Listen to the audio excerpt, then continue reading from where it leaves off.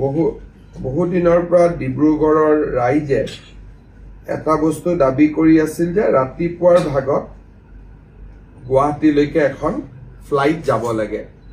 যোৱাকালি ইণ্ডিগোৱে এনাউন্স কৰিছে যে 20 ছেপ্টেম্বৰৰ পৰা গুৱাহাটী ডিব্ৰুগড়ৰ মাজত এখন মৰ্নিং ফ্লাইট চলিব। বাকি ফ্লাইট বিলাক একেই থাকিব। এখন অতিৰিক্ত মৰ্নিং ফ্লাইট ছেপ্টেম্বৰ 20 তাৰিখৰ পৰা ডিব্ৰুগড় গুৱাহাটীৰ মাজত চলিব। গুৱাহাটী ডিব্ৰুগড়, ডিব্ৰুগড় গুৱাহাটী। ঠিক একেধৰণে 20 ছেপ্টেম্বৰৰ পৰা গুৱাহাটী শিলচৰ, শিলচৰ গুৱাহাটীৰ মাজত এখন মৰ্নিং ফ্লাইট চলিব। দিল্লী আৰু যোৰহাটৰ মাজত ডিৰেক্টলি এখন নতুন ফ্লাইট 20 ছেপ্টেম্বৰৰ পৰা চলিব।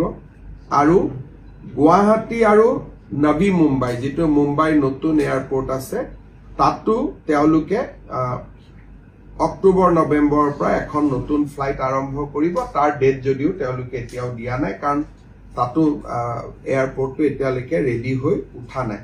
কিন্তু 3খন নতুন flight Delhi Jorhat September 20, additional daily early morning flights Guwahati Silchar, Guwahati Dibrugarh. এইখিনি আপোনালোকে নতুনকৈ পাব, বিশেষকৈ ডিব্ৰুগড়ে পাব। এইটো এটা ভাল খবৰ আছিল। বহু দিনৰ পৰা ডিব্ৰুগড়ৰ ৰাইজে এটা বস্তু দাবী কৰি আছিল যে ৰাতিপুৱাৰ ভাগত গুৱাহাটীলৈকে এখন ফ্লাইট যাব লাগে। যোৱাকালি ইণ্ডিগোৱে এনাউন্স কৰিছে যে 20 ছেপ্টেম্বৰৰ পৰা গুৱাহাটী ডিব্ৰুগড়ৰ মাজত এখন মৰ্নিং ফ্লাইট চলিব। বাকি ফ্লাইট বিলাক একেই থাকিব। এখন অতিৰিক্ত মৰ্নিং ফ্লাইট ছেপ্টেম্বৰ 20 তাৰিখৰ পৰা ডিব্ৰুগড় গুৱাহাটীৰ মাজত চলিব। গুৱাহাটী ডিব্ৰুগড়, ডিব্ৰুগড় গুৱাহাটী।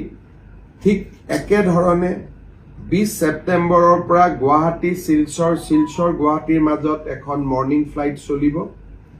দিল্লী আৰু